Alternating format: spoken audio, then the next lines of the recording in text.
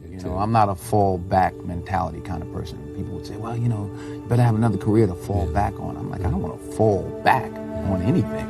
If I fall, I want to fall forward. I want to see what I'm hitting. Put God first. Put God first in everything you do. Everything that you think you see in me, everything that I've accomplished, everything that you think I have, and I have a few things, everything that I have is by the grace of God. Understand that. It's a gift. 40 years ago, March 27th, 1975, it was 40 years ago, just this past March, I was flunking out of college. I had a 1.7 grade point average. I hope none of you can relate. I had a 1.7 grade point average. I was sitting in my mother's beauty shop. They still call it beauty shop now? What they call it now? Yeah, I was sitting in the beauty parlor. I was sitting in my mother's beauty parlor, and I'm looking in the mirror, and I see behind me this woman under the dryer. And every time she looked up, every time I looked up, she was looking at me, just looking me in the eye. And I didn't know who she was, and I said, you know, she said, somebody give me a pen, give me a pencil, I have a prophecy. March 27, 1975, she said, boy, you are gonna travel the world and speak to millions of people. Now mind you, I was flunked out of college. I'm thinking about joining the army. I didn't know what I was gonna do, and she's telling me I'm gonna travel the world and speak to millions of people. In fact, like a wise, I'm thinking to myself, maybe she's got something in that crystal ball about me getting back into school next fall. But maybe she was on to something, because later that summer, while working as a counselor at the YMCA camp in Connecticut, we put on a talent show for the campers. And after the show, another counselor came up to me and asked, had you ever thought about acting? You're good at that. So when I got back to Fordham that fall, I got in and I changed my major once again for the last time. And in the years that followed, just as that woman prophesied, I have traveled the world and I have spoken to millions of people through my movies. Millions who up till this day couldn't see me, who up till this day I couldn't see while I was talking to them, and they couldn't see me, they could only see the movie. They couldn't see the real me. But I see you today, and I'm encouraged by what I see. And I'm strengthened by what I see. And I love what I see. But that's not the most important thing, the success that I had. The most important thing is that what she taught me and what she told me that day has stayed with me since. I've been protected. I've been directed. I've been corrected. I've kept God in my life, and it's kept me humble. I didn't always stick with him, but he always stuck with me.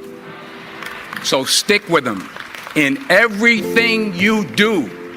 If you think you want to do what you think I've done, then do what I've done. I found that nothing in life is worthwhile unless you take risks. Nothing. Nelson Mandela said, there is no passion to be found playing small and settling for a life that's less than the one you're capable of living. Now, I'm sure in your experiences in school and applying to college and picking your major and deciding what you want to do with life, I'm sure people have told you to make sure you have something to fall back on. Make sure you got something to fall back on, honey. But I never understood that concept, having something to fall back on. If I'm going to fall, I don't want to fall back on anything except my faith. I want to fall forward. I figure at least this way I'll see what I'm going to hit. Fall forward. Reggie Jackson struck out 2,600 times in his career, the most in the history of baseball. But you don't hear about the strikeouts. People remember the home runs. Fall forward. Thomas Edison conducted 1,000 failed experiments. Did you know that? I didn't know that. Because the 1,001st was the light bulb. fall forward. Every failed experiment is one step closer to success. Fail big. That's right. Fail big. Today is the beginning of the rest of your life, and it can be very frightening. It's a new world out there. It's a mean world out there, and you only live once. So do what you feel passionate about. Take chances professionally. Don't be afraid to fail. There's an old IQ test, was 9 dots, and you had to draw 5 lines with a pencil within these 9 dots without lifting the pencil. The only way to do it was to go outside the box. So don't be afraid to go outside the box. Don't be afraid to think outside the box. Don't be afraid to fail big. You will fail at some point in your life. Accept it. You will lose. You will embarrass yourself. You will suck at something. There's no doubt about it. And I know that's probably not a traditional message for a graduation ceremony, but hey, I'm telling you, embrace it, because it's inevitable. In the acting business, you fail all the time. Early on in my career, I auditioned for a part in a Broadway musical. Perfect role for me, I thought, except for the fact that I can't sing. So I'm in the wings, I'm about to go on stage, but the guy in front of me, he's singing like Pavarotti. He's just, and he's just going on and on and on. And I'm just shrinking. I'm getting smaller and smaller.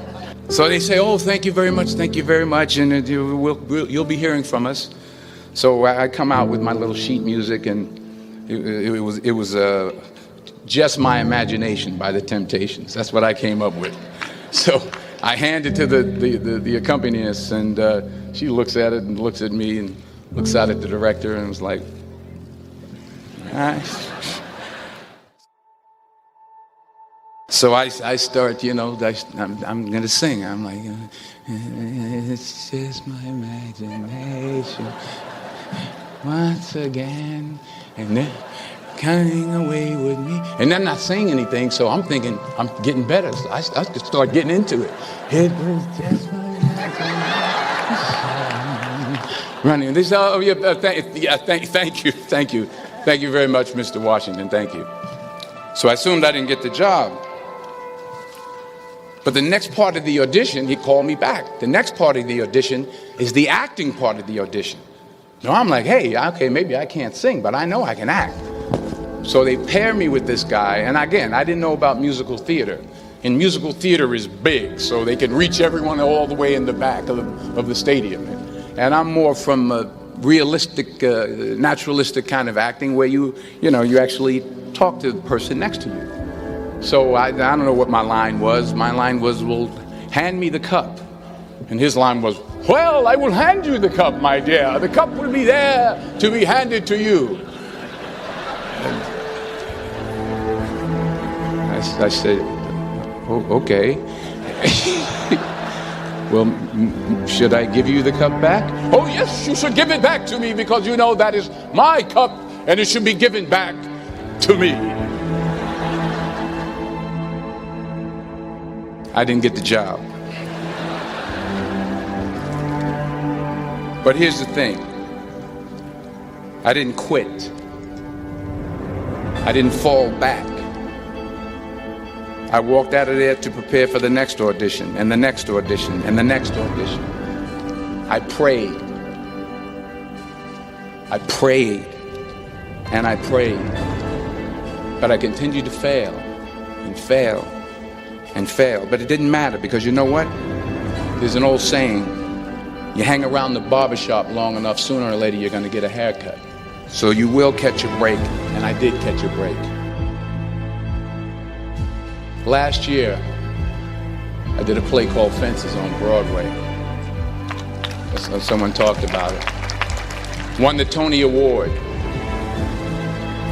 And I didn't have to sing, by the way. But here's the kicker. It was at the Court Theater. It was at the same theater that I failed that first audition 30 years prior. The point is, every graduate here today has the training and the talent to succeed. But do you have the guts to fail? Because taking risk is not just about going for a job. It's also about knowing what you know and what you don't know. It's about being open to people and to ideas. In the course of the film, the character I play begins to take small steps, small risks. He very, very, very slowly begins to overcome his fears. And I feel ultimately his heart becomes flooded with love. And I can't think of a better message as we send you off today. To not only take risks, but to be open to life, to accept new views, and to be open to new opinions, to be willing to speak at a commencement at one of the best universities in the country, even though you're scared stiff. While it may be frightening, it will also be rewarding, because the chances you take, the people you meet, the people you love, the faith that you have, that's what's going to define you. If you don't fail, you're not even trying. I'll say it again. If you don't fail, you're not even trying. My wife told me this great expression: to get something you never had, you have to do something you never did. Les Brown's a motivational speaker. He made an analogy about this.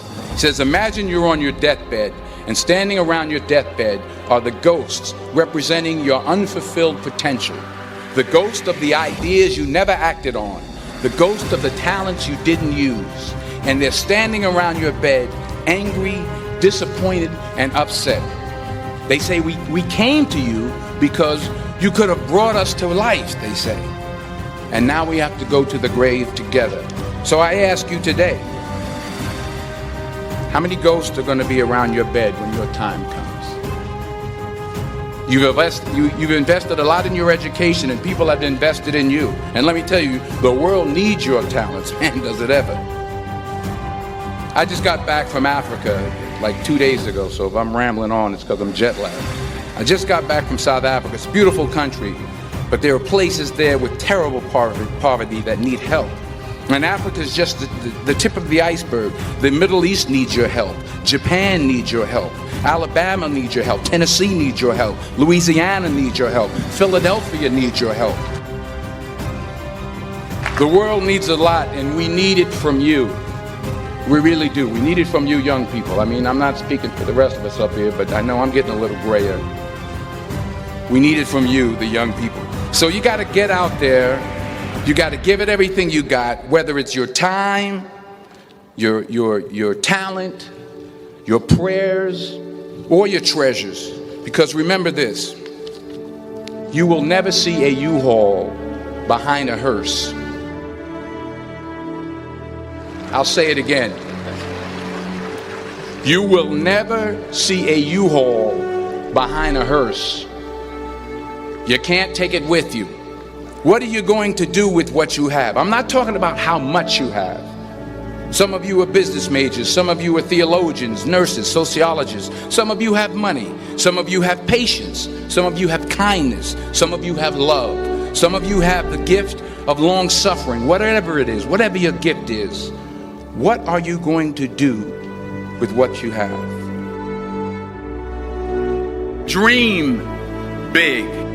But remember, dreams without goals are just dreams, and they ultimately fuel disappointment. So have dreams, but have goals. Life goals, yearly goals, monthly goals, daily goals. I try to give myself a goal every day. Sometimes it's just to not curse somebody out. Simple goals, but have goals.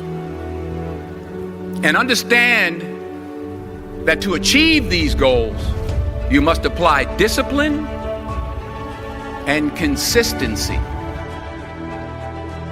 Without commitment, you'll never start. But more importantly, Without consistency, you'll never finish. In order to achieve your goals, you must apply discipline, which you have already done, and consistency every day, not just on Tuesday and miss a few days. You have to work at it every day. You have to plan every day. You've heard the saying, we don't plan to fail, we fail to plan. It's not easy. If it was easy, there'd be no Kerry Washington. If it was easy, there'd be no Taraji Henson, P. Henson. If it were easy, there'd be no Octavia Spencer. But not only that, if it were easy, there'd be no Viola Davis.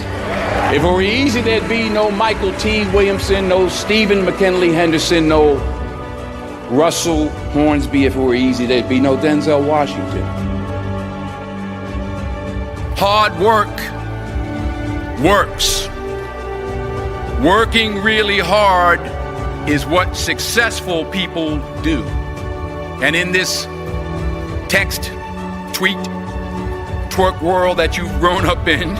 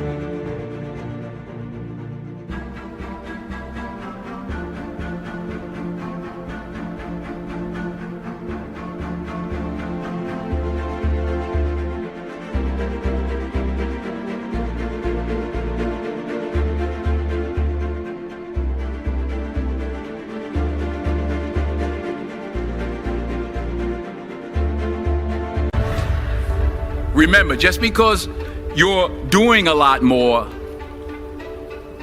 doesn't mean you're getting a lot more done.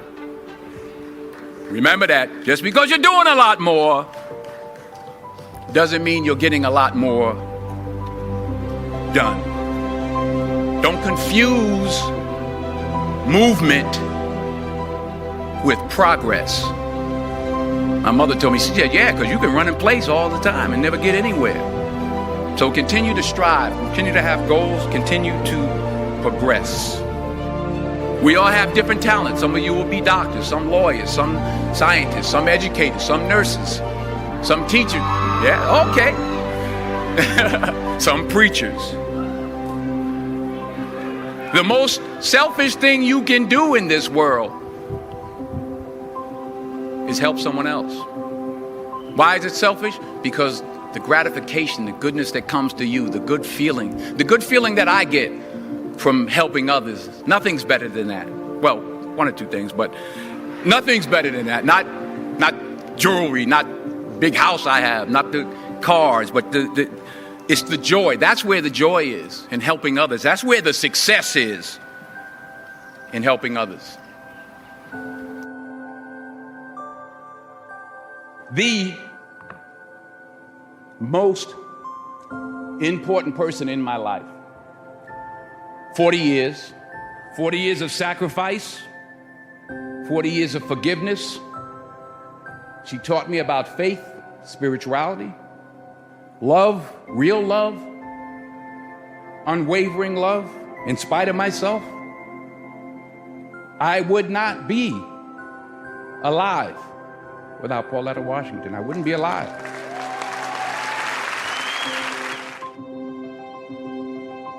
Small minds discuss other people, gossip. Good minds discuss events. Great minds discuss ideas. In this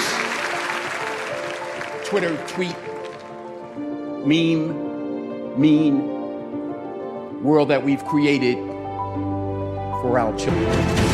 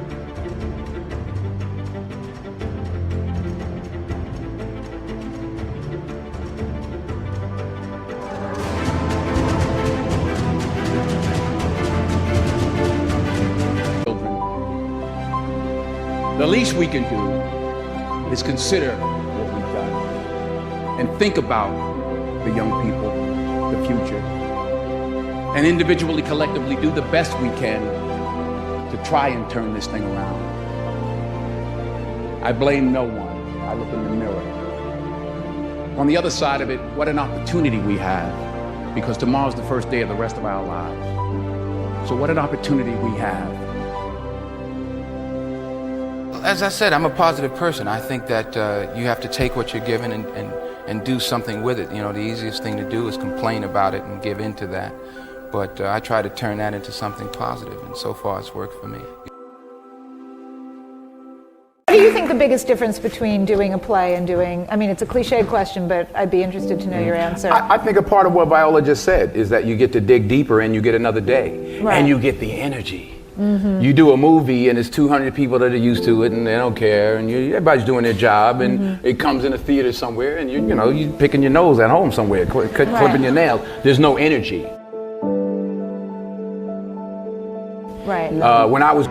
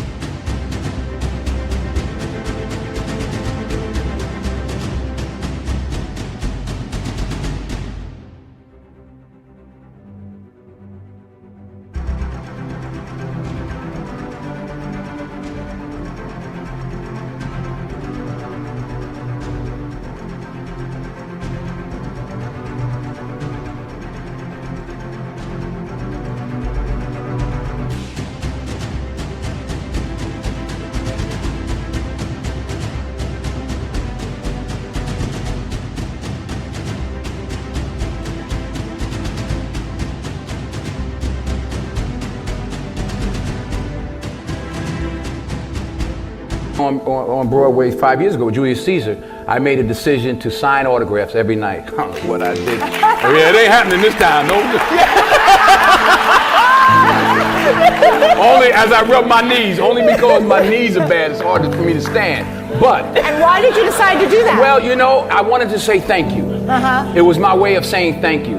And the first night, it was like 5,000 people out there. I said, okay, wait a minute. Everybody who has playbills from our show. So, yeah, because it was like people were just wandering up the block. I was like, wait a minute. I forgot I'm on, 42nd Street, Times Square. I was like, wait a minute. But honestly, you were signing for weeks. The energy, and I was out there an hour and a half every night, every show. But the energy you got back, the stories, the 5 little old ladies who just drove in from Detroit. And I'm like, well, what y'all doing tonight? They said, we're getting back in the car, baby. We got to go back tonight. And, a little 84-year-old lady was like, baby, if I was 3 years younger. Oh, true story. True story.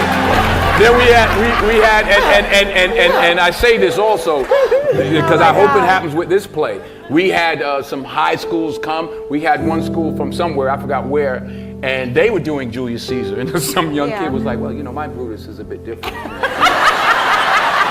He's more the classic stoic. But it was great to engage and exchange with these young people. There was an energy. I got more from it than I gave to the people that I signed for. That's, you don't get that.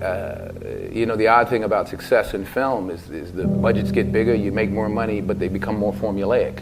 So you don't get the opportunity. So God willing, if I stay around long enough, this is what I'm going to be doing. You're always affected by opinion, but the more opinions there are of you, of me, the less I look at them, because I just can't live my life based upon what other people think about me. So I can't concern myself too much with what other people think. It's just not healthy. I don't think I could continue to do what I do if I was constantly worrying about what somebody thought about it. I pray that you put your slippers way under the bed tonight, so that when you wake up in the morning, you have to get on your knees to reach them. And while you're down there, Say thank you for grace. Thank you for mercy. Thank you for understanding. Thank you for wisdom. Thank you for parents. Thank you for love. Thank you for kindness. Thank you for humility. Thank you for peace. Thank you for prosperity. Say thank you in advance for what's already yours. It's how I live my life. That's why I am, one of the reasons why I am today. Say thank you in advance for what is already yours. True desire in the heart for anything good is God's proof to you, sent beforehand to indicate that it's yours already. I'll say it again. True desire in the heart, that itch that you have, whatever it is you want to do, that thing that you want to do to help others and to grow and to make money, that desire, that itch, that's God's proof to you, sent beforehand already to indicate that it's yours. And anything you want good, you can have. So claim it. Work hard to get it. When you get it, reach back, pull someone else up. Each one, teach one. Don't just aspire to make a living. Aspire to make a difference. So, keep working, keep striving, never give up, fall down 7 times, get up 8. Ease is a greater threat to progress than hardship. Ease is a greater threat to progress than hardship. So keep moving, keep growing, keep learning. See you at work.